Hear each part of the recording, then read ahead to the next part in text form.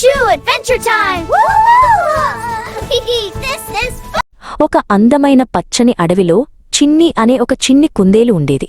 ఆ అడవిలో రంగురంగుల పూలు, ఎత్తైన చెట్లు ఉండేవి. చిన్నికి తన ఇల్లు అంటే చాలా ఇష్టం.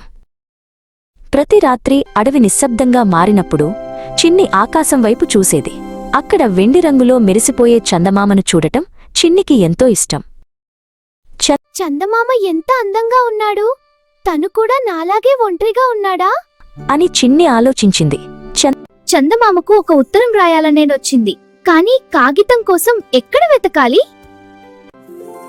చందమామతో స్నేహం చేయాలని చిన్నికి కోరిక కలిగింది. ప్రియమైన చందమామ, నువ్వు రాత్రిపూట చాలా అందంగా ఉంటావు. నువ్వు నా స్నేహితుడివి అవుతావా అని ఆ ఆకుమీద ఎంతో ప్రేమతో రాసింది. చిన్ని ఆ ఆకును పట్టుకుని ఒక ఎత్తైన కొండమీదకు వెళ్ళింది. గాలి బలంగా వీస్తున్నప్పుడు ఆ ఆకును ఆకాశం వైపు విసిరింది. గాలి ఆ ఉత్తరాన్ని మెల్లగా ఎత్తుకెళ్ళిపోయింది. ఆ రాత్రి ఆకాశంలో చందమామ ఎప్పటికంటే చాలా ప్రకాశవంతంగా మెరిశాడు. చందమామ ముఖంలో ఒక అందమైన, శాంతమైన చిరునవ్వు కనిపించింది. అడవంతా వెండి వెలుగులతో నిండిపోయింది.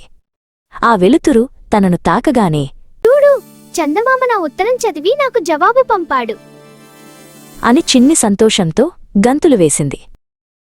ప్రతి రాత్రి చిన్ని చందమామను చూసి ప్రేమగా చేయి ఊపేది. మంచి మనసుతో చేసే చిన్న పనైనా ఈ ప్రపంచాన్ని ఎంతో అందంగా మారుస్తుందని చిన్ని తెలుసుకుంది.